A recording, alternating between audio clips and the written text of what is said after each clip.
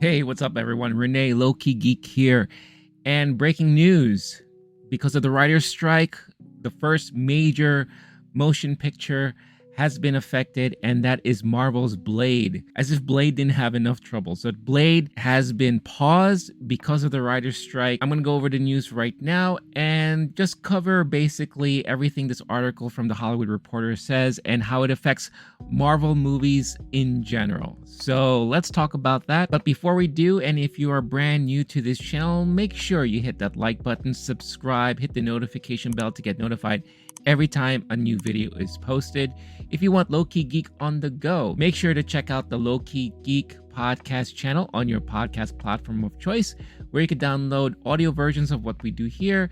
But most importantly, you'll find the Movie Time podcast show, which is the movie review podcast that I do with my friend Blake Wolf, and the Talking Talk podcast, which is a more unconventional podcast where I talk about and cover pop culture news of the period. Last but not least, if you are in a position to help further support this channel, do make sure you check out the description of this video, where you could find some of our affiliates listed, and maybe you could find something awesome for yourself or for a loved one.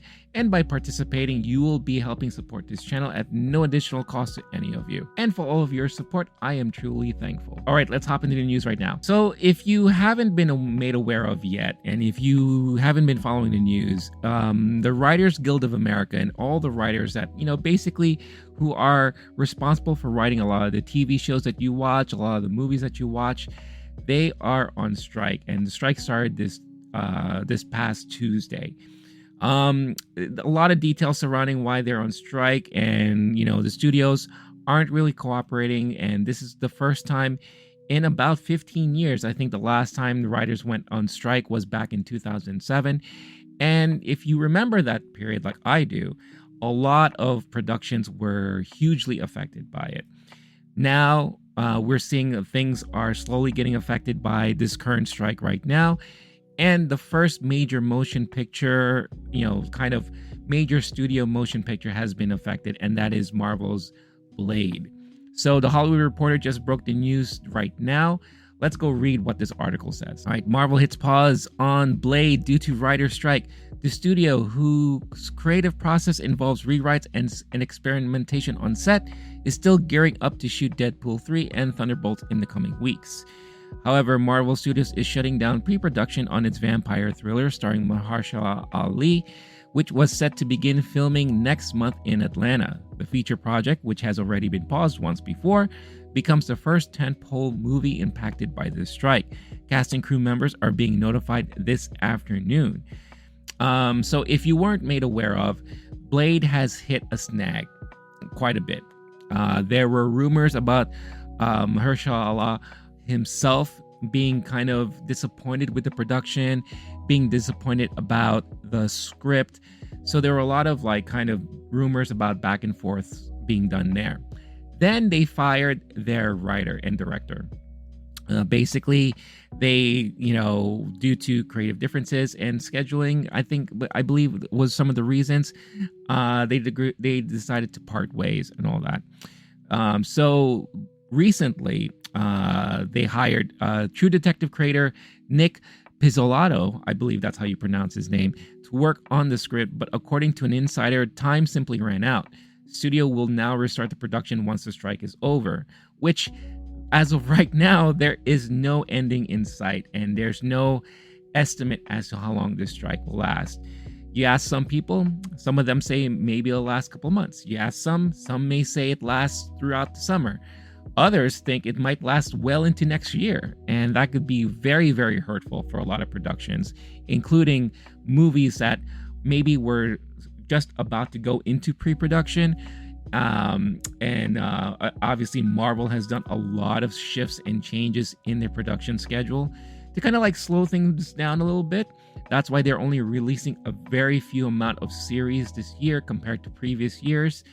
And with Guardians of the Galaxy Volume 3 hitting theaters this weekend, movies have been kind of like a topic where they're trying to figure out what is the best schedule release and kind of how better way to spread things out. So if we go back to the article now, it goes into a little bit more details about some of the major stuff that has been hurting because of the writer's strike right now. So, since strike action began on Tuesday, the biggest impact has been on late night talk shows, and Saturday Night Live. Saturday Night Live, in case you didn't know, has canceled the rest of the season as of right now. So right now there will be no remaining Saturday Night Live brand new episodes airing this season. One drama series, Showtime's Billions, halted production Thursday due to picketing. While some studios have one or two movies going into production, Marvel is seemingly propping up the industry by planning on having 3 movies shooting at the same time, not to mention 2 series. Even with Blade shut down, it is gearing up for one of the biggest times in company's history. So just before we go in more into details about that, and in case you're wondering, well, I thought the writers are on strike, so how could these productions go forward? Well, the way that it is determined is that if scripts have already been handed in and been kind of like closed, then those productions are safe. They can move forward with other productions.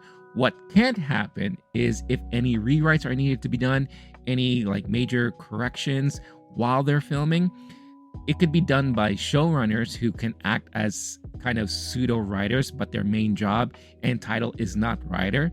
So the writers who are involved with these original scripts or who are involved in writing scripts for these shows are not allowed to touch these scripts anymore once they've been handed in because of the strike. It can be kind of like a blurred line for a lot of studios. There was another article that was released earlier today saying that I believe Disney and Warner Brothers are pushing showrunners who act also as writers to continue to work because their main title and duty is showrunning, which doesn't include writing as their main priority. And probably don't really get credited full-time as writers. It's a lot of like loopholes and all that stuff like that. So we will come to find out in the next coming weeks and months, depending on how long this is going to last, is going to potentially end up hurting a lot of movie productions going forward. Those that are already kind of like in like close states, like James Gunn's is Superman. Like he handed in his script before the strike happened.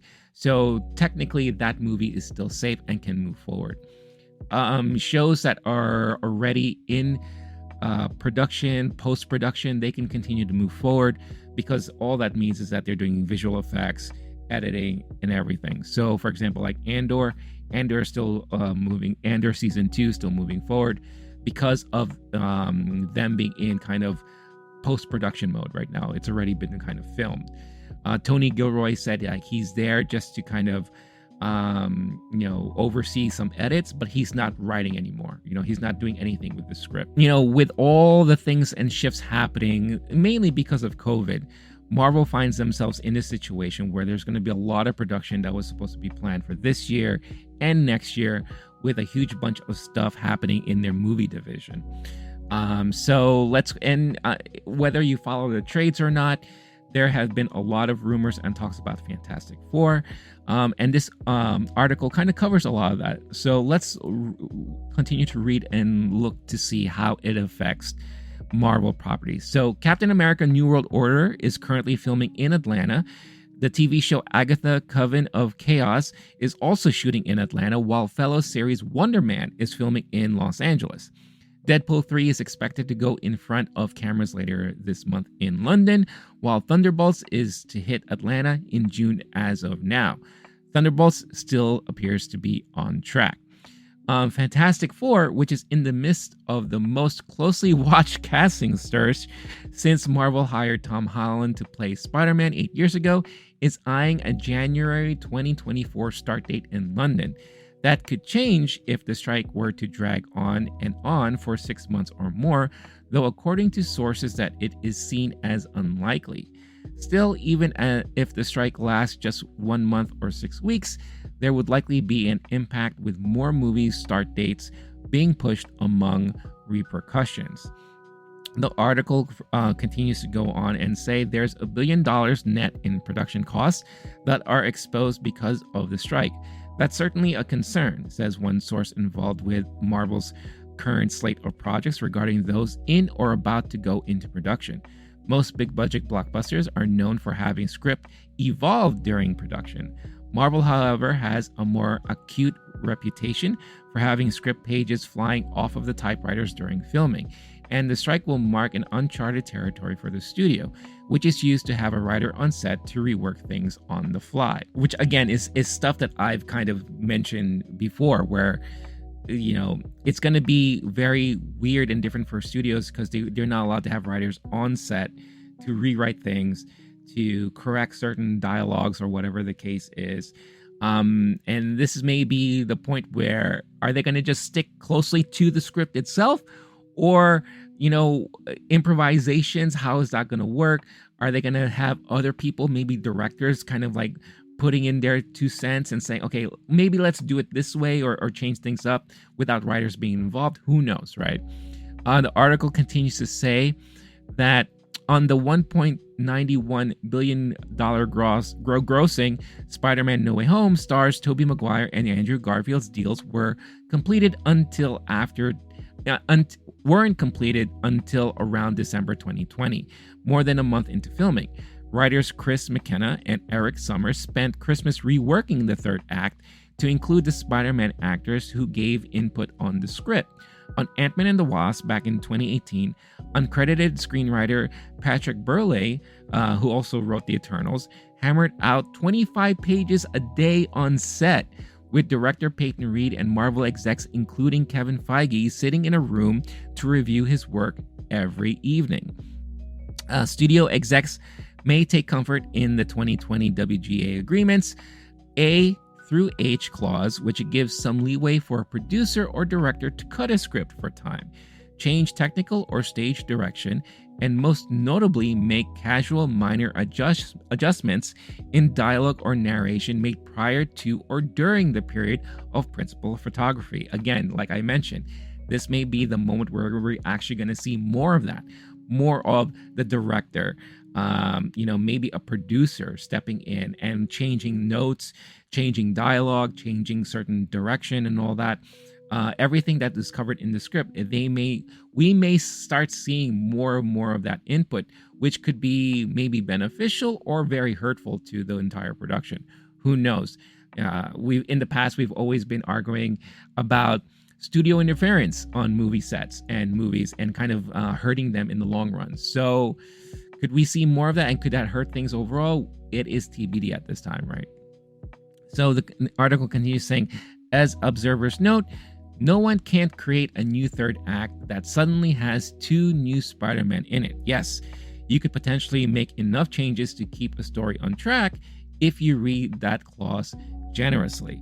One pressing concern is Captain America. Since it is currently shooting, one rival production executive theorized that Marvel will shoot what they can, then wait for the reshoots, which are, in the Marvel manner, already baked into the production process. As for the films going into production soon, Deadpool 3 is up first. The article continues to say, star Ryan Reynolds is known for working as a writer on the films he produces and stars in, either uncredited or, as in the case of Deadpool 2, credited. Under the current strike rules, while a non-writer, director, or producer can make small adjustments to the script under the A through H clause, a writer such as Reynolds would not be allowed to. That's certainly a change from the norm from his other times as Deadpool. Before he was a powerhouse writer and producer, Reynolds played Deadpool in 2009's X-Men Origins Wolverine, which was filmed during the last writer's strike. So we were in the middle of production, there were no writers, no anything, Reynolds said of the Wolverine movie in 2016. Every line I have in the movie, I just wrote myself, because in the script we had, it said, Wade Wilson shows up, talks really fast. I was like, what? What am I supposed to do with that? So again, interesting tidbits of how things like this work.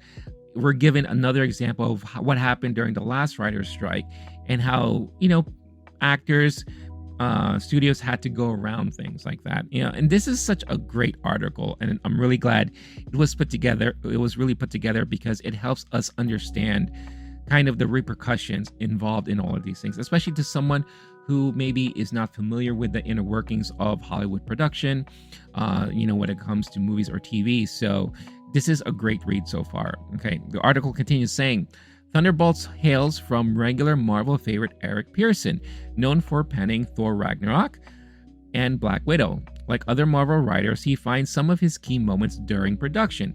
In 2020, Pearson recounted how a signature Black Widow dinner scene amongst the core characters, played by Scarlett Johansson, Florence Pugh, David Harbour, and Rachel Weisz, was made possible due to rehearsals he had with his actors, followed by rewrites he made on the fly. Beef creator Lee Sung-jin is the current writer on Thunderbolts.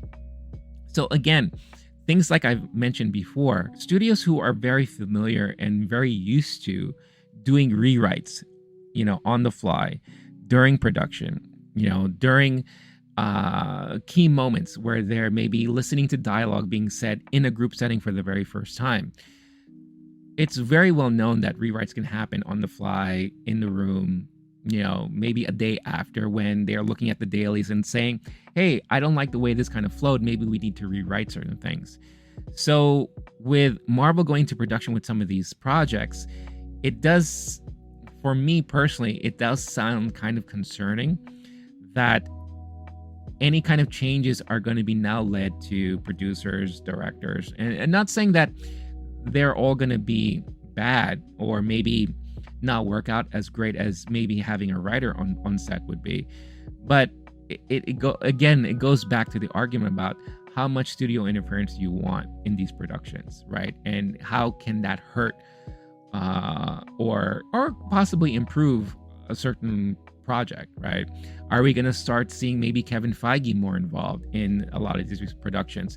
He's already stretched so thin, and I think that's one of the reasons why Marvel is suffering right now, because of all the content that we've been getting in the last couple of years and kind of, creating this fatigue.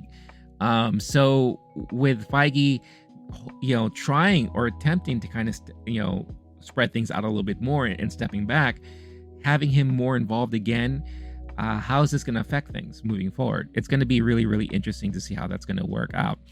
We're not done with this article yet. Again, they had a lot of good stuff in this article. So, Sony's Marvel feature Venom 3 is expected for a London shoot in the coming months from first-time director Kelly Marcel, who penned the script from stories she developed with frequent collaborator and star Tom Hardy, who has the story by credit. Hardy is also known for coming up with ideas on the day, such as a notable scene in the first movie in which his character Eddie Brock gets into a lobster tank. The lobster day was utter chaos, Marcel said during press for Venom 2. You'll find 4 or 5 of those in this movie. The movie clings to that feeling of joy and fun and madness. The last director's strike impacted multiple tentpoles, for some for the worse.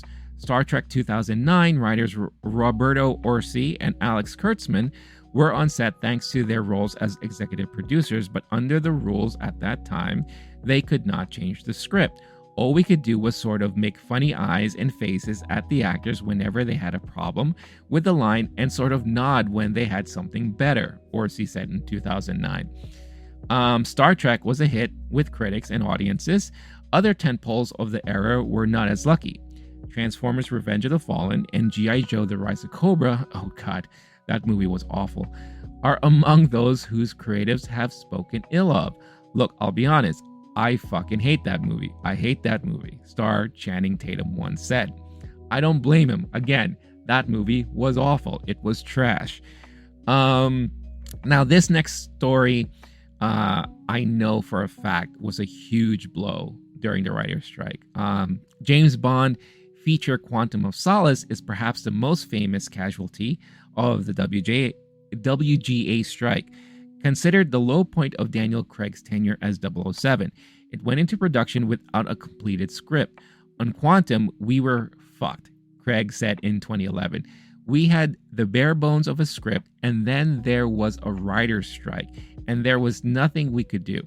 We couldn't employ a writer to finish it. I say to myself, never again, but who knows? There was me trying to rewrite scenes and a writer I am not. So that shows us an example of how terrible a repercussion could be in a situation like this, where if you are in a production where no one is familiar with writing, no one is, kind of good as a creative when it comes to the property, what do? Right? You have to improvise, you have to try to make things up. And you get a movie like Quantum of Solace, which was unfortunately one of the worst Craig Bond movies ever to come out. I remember that movie came out and I immediately forgot about it because it was just so boring and so awful. And I remember when I started reading and hearing about the stories about the production and the behind the scenes and how much it was affected by the writer's strike. It was just terrible. It was just very, very unfortunate. But it goes to show you how important, writers are. And that is something that I've always grown to believe. Ever since I've been a fan of movies, ever since I've been a fan of comic books, video games, it's always about the storytelling.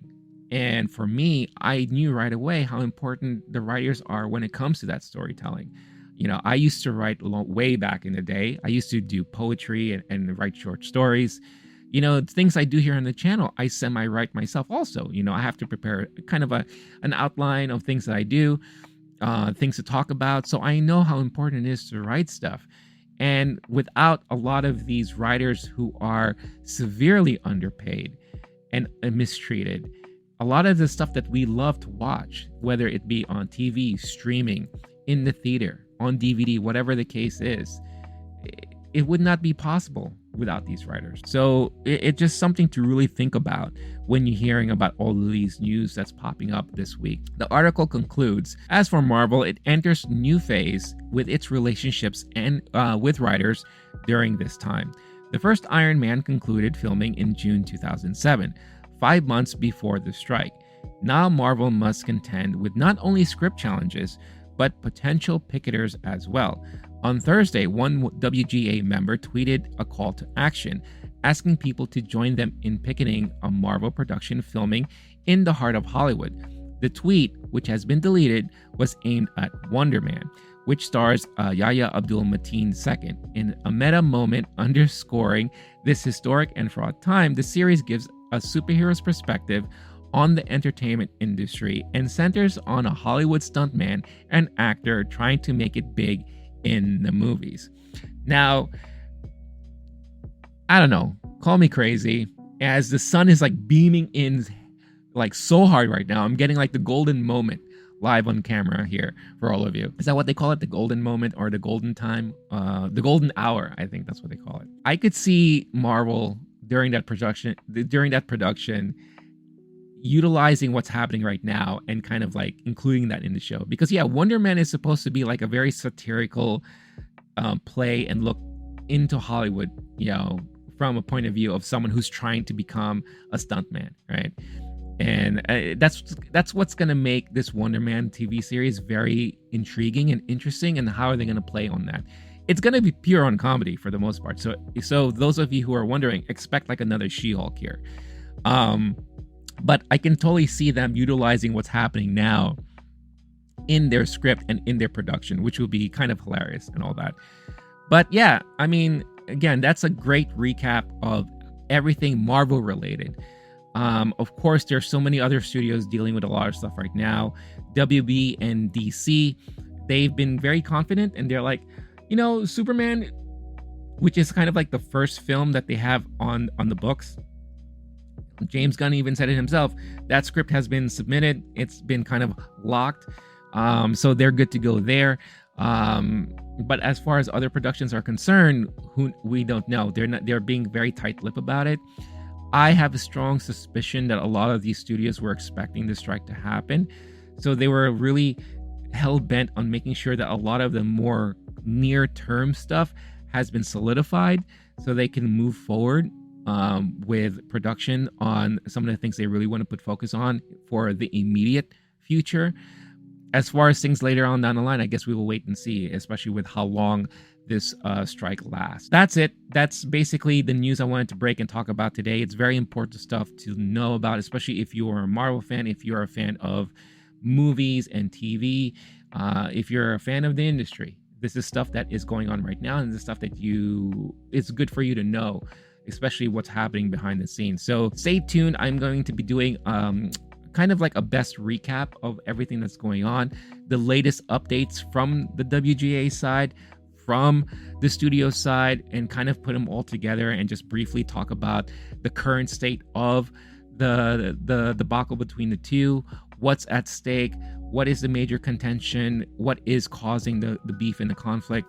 If you're interested to know all about that, stay tuned to the channel, and I'll make sure to provide a little update, a little video, a little recap of what's happening there. But thank you so much for watching. I'm curious, let me know your thoughts about everything that's going down right now. Are you disappointed to hear about Blade? I'm sure a lot of people are, but that production itself has been having a huge amount of issues.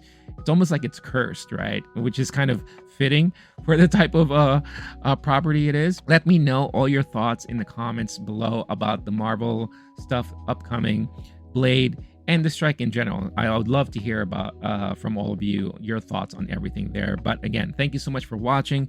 Again, if you haven't done so yet, hit that like, subscribe, notification bell to get notified every time new videos are posted. Once again, if you want to hear Low-Key Geek on the go, check out the Low-Key Geek podcast channel on your podcast platform of choice, where you could find audio versions of what we do here, and most importantly, the Movie Time podcast show and Talking Talk, which is again covers movie reviews and pop culture news all at the same time. So definitely check them out and download and listen whenever you see fit. And last but not least, once again, if you are in a position to help support this channel and help this channel grow, definitely check out the affiliates we have listed in the description of this video, where you could possibly find something awesome for yourself or for a loved one or for both. And by participating and purchasing and attending events and all that, you'll be helping support this channel at no additional cost to any of you. And for all of your support, I am truly, truly thankful. That's it for me for now. Until next time, stay cool, stay classy, stay safe. I'll catch you all in the next one. All right, peace out, everyone.